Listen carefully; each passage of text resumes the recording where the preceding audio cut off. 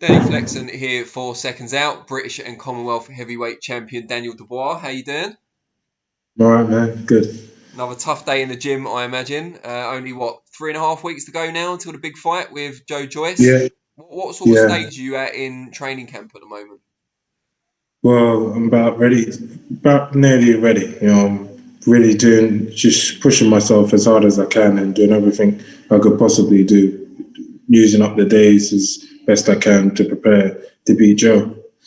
What have the sparring partners been like this time around? Because I know in the past there's been a few that you've had to send home because you're doing too much damage. I mean, you want to do damage, but you know what I mean. You want people that are going to last. Well, we've got adequate enough sparring. Um, I think in this next few weeks to come, there's going to be sparring coming in. So really, don't matter who I spar, I'll be ready anyway.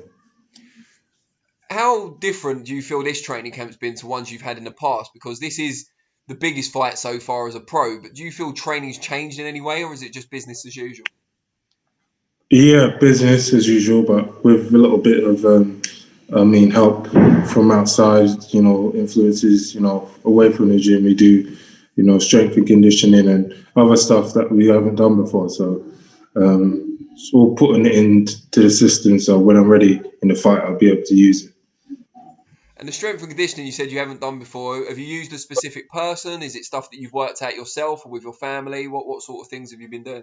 Yeah, my dad, knowing people, he's got able to he bring people in to help us. So in a minute's notice. So really thankful. That's good stuff. And what's it been like using the new Peacock gym facilities as well? Because you've been in the old one for so long, you seem really happy to move to the new one. This is your first full training camp at the new facility, I think. Oh no, maybe the fight in the summer as well. So how are you finding Yeah, it so far? it's fine, and it great. It's good, in the middle of nowhere. So we haven't got no distractions, no outsiders, coming in and getting in the way of anything. So it's really all business proper, how a training camp should be. So everything's going well in that department. Did you find that a bit strange before? Because the Peacock, the old one, is obviously a large facility. You'd have a lot of keep fitters, normal kind of everyday people using it, whereas now this is just professionals only. Yeah, I think it's better. Professionals need to train with other fighters and be in that environment. But it was good while it was. The old Peacock, it served its purpose and more than got the best out of it. So we're moving on to a new beginning. And all your stablemates seem to be moving on and upwards at the same time as well. You've got Chris Bourke won a title in his last fight. He's going up against the English champion next time, although the title's not on the line. Denzel Yeah, Bentley's rematch with Mark Heffron will be for the vacant British title, so he could soon join you as a British champion. yeah, Just seems like everyone in the Peacock's rising up at the same time. That must be quite inspiring. yeah. Well, the survivors. We keep on moving, and they're doing well. All the lads, they're climbing the ranks and winning titles. Doing the progression, in their careers, and that's great for the environment and everyone, including the coaches, Martin as well. So we're doing everyone proud, and it's good. How much of an eye, if any, do you keep on what your opponent Joe Joyce is doing? You know, what he's posting on social media, what sparring he's getting in, all that kind of stuff. Um, none. No, I don't. Yeah, no, I'm not. I'm not really like that, spying on anyone. If anything does trickle down, I might have a look, but I'm not a keen observer. I try and I got actually got my plate full at the moment with work and training and all the stuff I've got to do during the day. So there's no time. It's off the bed after as soon as I finish.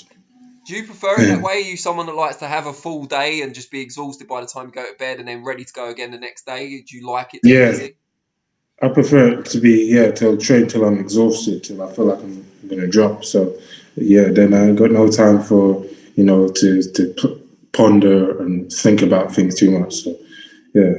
You talked about the strength and conditioning earlier. We saw in your last fight, and a lot of people commented on it, how much bigger and more defined you looked in your physique. Are we going to see an extension of that even more going forward? Maybe, I'll make sure that everything's right on the night. My weight and everything be tailor made for this fight and ready to do the job.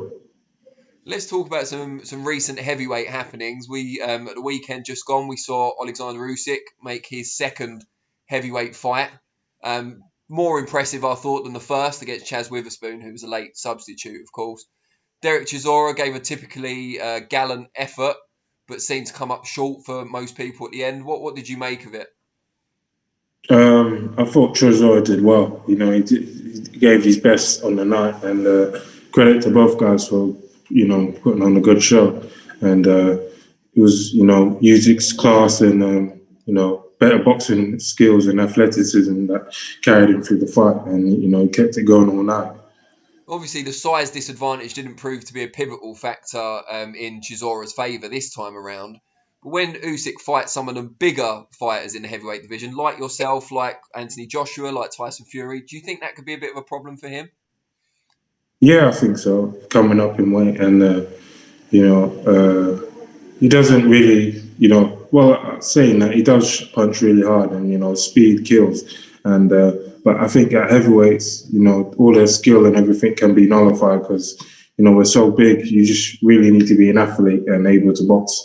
Main thing is your athleticism and your fitness. So that could definitely cause problems for him. Your promoter, Frank Warren, he's not shy about putting you out there and kind of aspiring to fight the big names in the division. He said, I think it was either today or yesterday on social media, if Anthony Joshua decides to vacate the WBO belt, for which Usyk is the mandatory at the moment, he'd have no problem putting you in with Usyk after the Joyce fight for that title. What did you make of that? And would you be quite happy to face someone of Usyk's caliber straight after Joyce? Yeah, definitely. I think this Joe fight is like a world title fight anyway. So I'd have no problem with facing Usyk or any top contender next.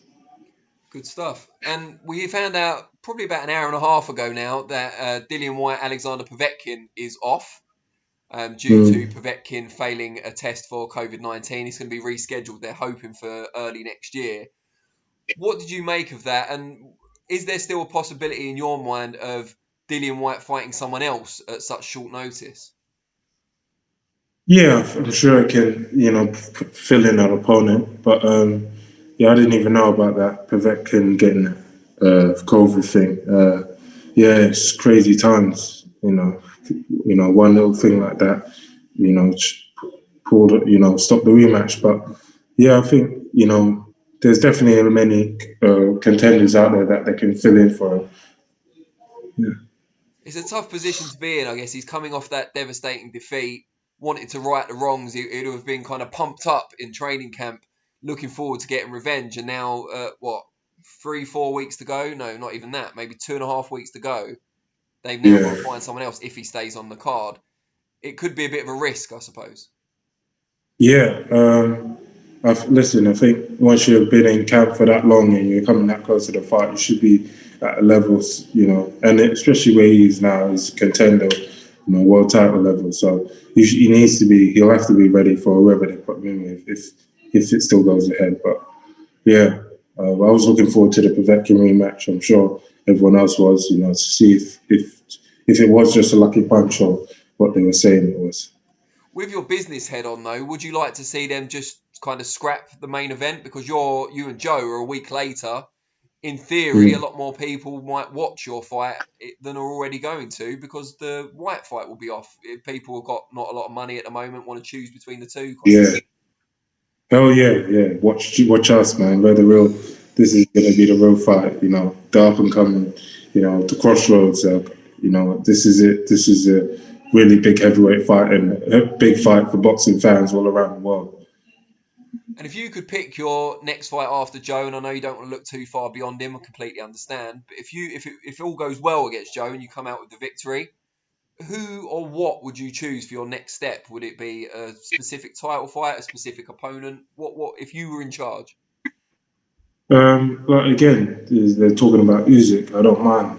If that's for a world title, then that's big bucks. That's big everything. The world title, and then you're there really. You're near the top of the hill anyway with one belt, and that'll be a great next step. Once I get through Joe, and this is going to be the big fight. The Joe fight is like the world title fight for me, so I'm not looking past it anyway. So, but I'll let all the talk happen, and eventually we'll decide.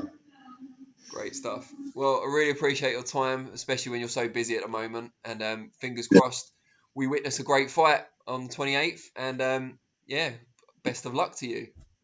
Well, you will, certainly. Thanks. Cheers, Daniel. Take So, care, mate. See you soon. right.